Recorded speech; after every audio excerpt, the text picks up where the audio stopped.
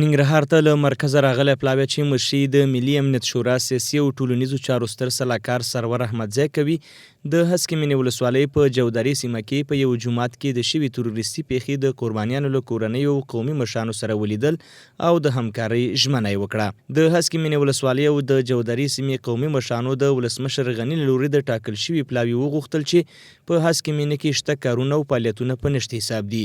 دوی وایي سړکونه، بندونه، روغتیایي برخه، د بیارغونې پروژې، د څښاک لپاره پاکې اوبه هغه ستونزې دي چې ولسمشر محمد اشرف غني د حل ژمنې کړي.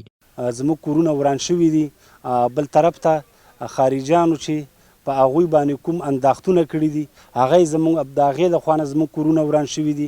کورونه مو تر دې دمه کنډوالي دي، ژمنې کېږي، نه جومات جوړ دی، نه سړک جوړ دی، نه کور جوړ دی، هیڅ نه دی جوړ.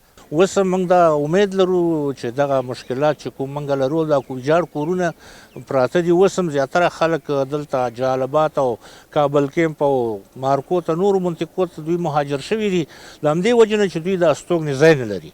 زموږ هیله غوښتنه دا ده چې زموږ دغه وړاندیزونو ته په کم نظر ونه کتل شي، هماغسې چې جمهور رئیس ژمنه کړې ده هغې ته عملي بڼه ورکول شي. د ننګرهار والي شاه محمود میاخیل وایي دوی په لومړیو کې د هسکې مینې ولسوالۍ د جودري سیمې د قربانیانو له کورنیو سره همکاري کړې او هغه غوښتنې او ستونزې چې ولسونه ورسره مخ دي تر ولسمشر رسولي.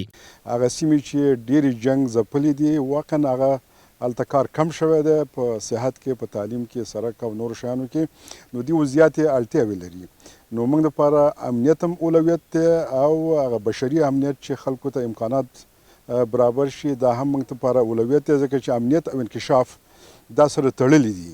ننګرهار ته راغلی پلاوی چې مشري د ملي امنیت شورا د سیاسي او ټولنیزو چارو ستر سلاکار سرور احمدزی کوي وایي په تیر کې ولسمشر هم شینوارو ته تللی و او د شینوارو ولسونو ستونزې او مشکلات یې له نږدې څارلي. نوموړي د هسکې مینې ولسوالۍ قومي مشرانو ته ډاډ ورکړ چې ټولو ستونزو ته به رسیدګي وکړي. یو کال نه مخکې که وګورو دومره امنیتي حالات ښه شوي نه، اوس شکر چې ډېر ښه شوي دي.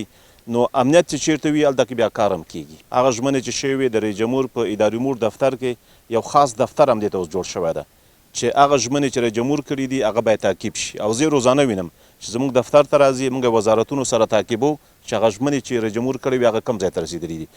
باید یاد شي چې د تیرې میزان میاشتې په 26مه نیټه د هسکې مینې ولسوالۍ اړوند د جودري سیمې په یو جومات کې پر لمونځ کوونکو چې د ځایي خلکو په وینا ځانمرګه بریدګرو ځان ته چاودنه ورکړه چې څه باندې 80 کسان پکې ووژل شو او تر 10 زیات پکې ټپیان شوي وو.